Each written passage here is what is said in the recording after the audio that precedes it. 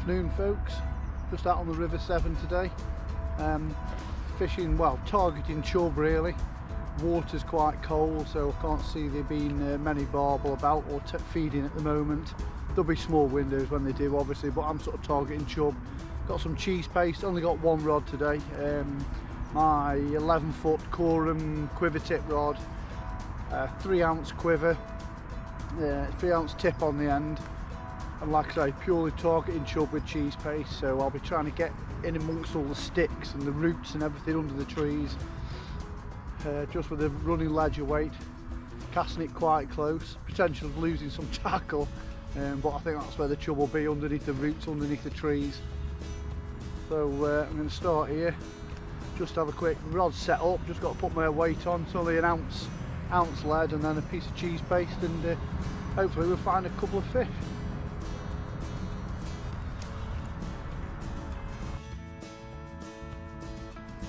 So folks, got a nice simple running ledger set up. A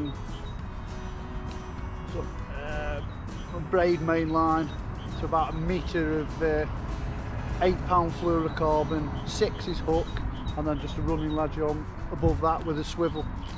It's pretty simple. Chunk of cheese paste.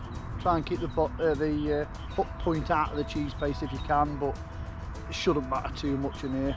You get something decent, it should snaffle a whole lot. So first chuck will be under these trees somewhere, and then yeah, hopefully won't take long. I won't be spending long in each swim, probably 10 minutes, quarter of an hour in each one, and then I'll just keep moving, travelling light, small rucksack.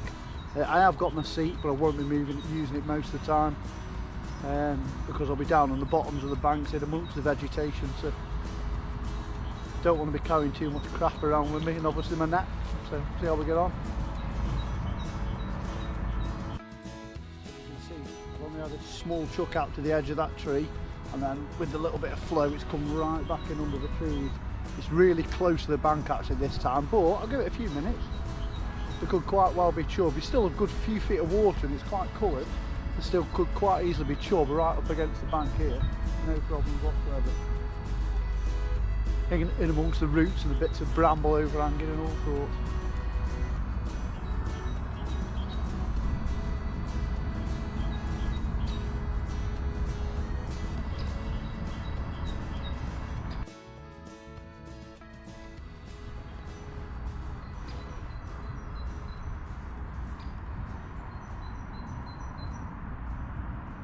Ideal with bank being a little bit higher, because I've got obviously the front of my rod is on a rod rest, and then I've just pushed the butt of the rod just onto the bank light, so it's nice and close. So literally I haven't even got to move really to pick my rod up.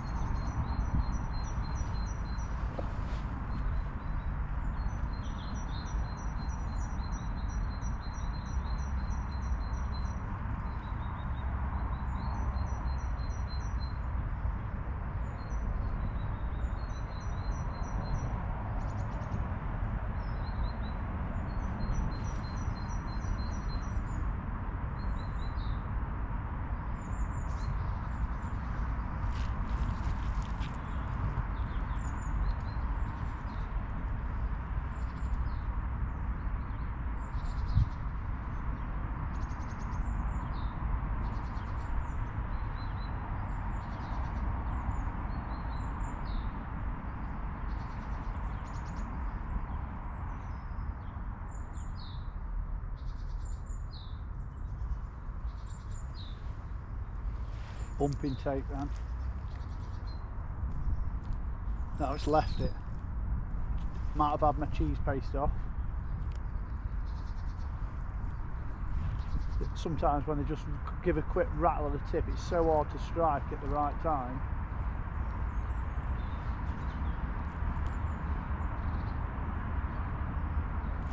No, the paste is still on, clearly.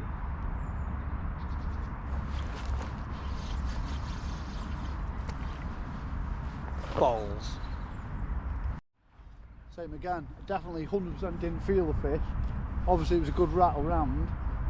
This time I'm going to leave it a little bit longer. Even big chub can just like, sometimes they pick it up in the lips, they don't actually suck it all the way down.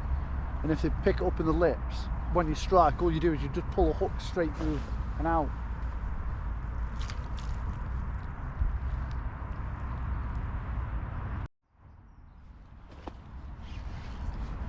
Yeah, there we go.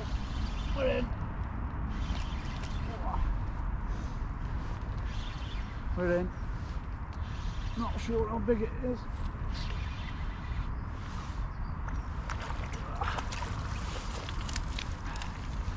Hey, it doesn't matter. A winter fish is a winter fish.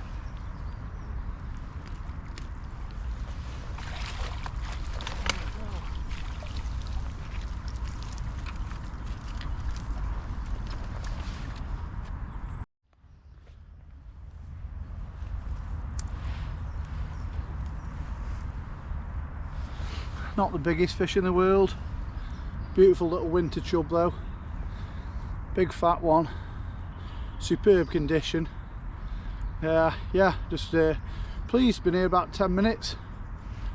Not, like I say, not a monster, but it's a start. It's a start. It's a fish on a winter's day. Let's get it back out there, see if we can find his dad or granddad, either.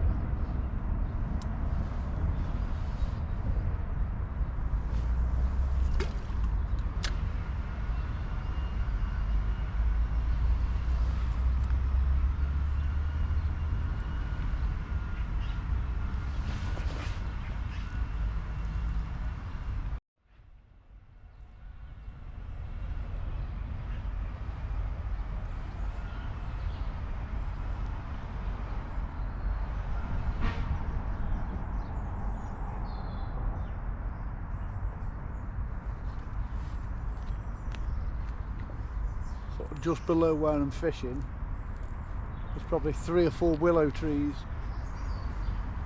that are right out into the river. So there's 3 or 4 willow trees all together for about 25 yards. So with my bait being just above, there's a possibility that fish from further down will still smell the bait and come up underneath the trees, work their way up towards the smell.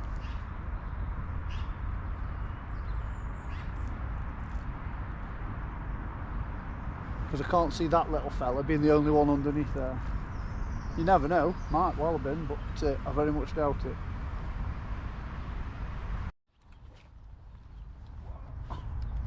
There we go. Oh, this one might be a tad bigger. Maybe a little bit bigger. He's fighting hard to get under them trees.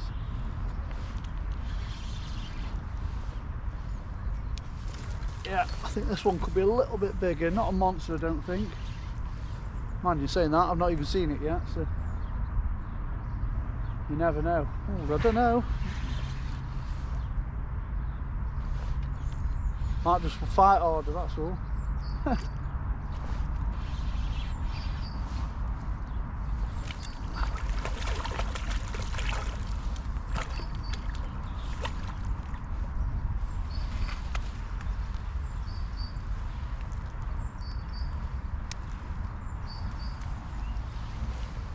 Yeah, he's a tad bigger, this one, I think. Not much bigger, but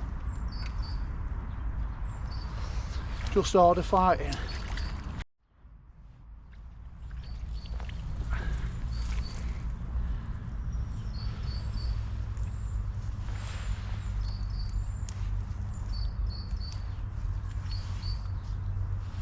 There we go, he's a little bit better. Probably a couple of pound that, I'd have said. I don't weigh him very often, but not unless it's a monster, which is big, solid, solid, thick fish. Good old winter chub again. Yeah, pleased with that one.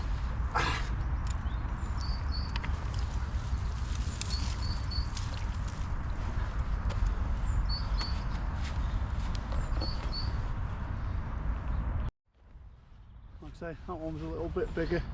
Probably went about the £2 mark, maybe under slightly, but around that kind of size. Like I say, second one, let's go again. So there's obviously the first two out of that swim. They've both gone back in the swim, well just here anyway, so come from there, gone back here. I think when the water's quite coloured and stuff like that, you can afford to put them back where they come from. Some folks reckon that if you put them back where they come from, they'll go and they'll alert the others of something wrong. Whether that's true or not, I've got no idea. It could well be. But I'm going back in the same swim again anyway, so I don't usually keep net out like that. Never keep fishing a net, me. I'm not saying it's wrong to, I'm just saying I don't do it. I always put everything back straight away, quick as I can really. Hopefully there'll be a big one lurking under these trees somewhere.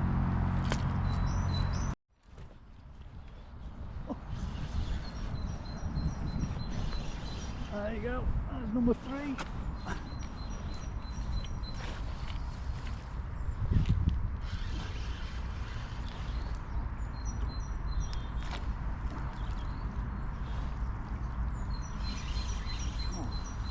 Strange. Oh.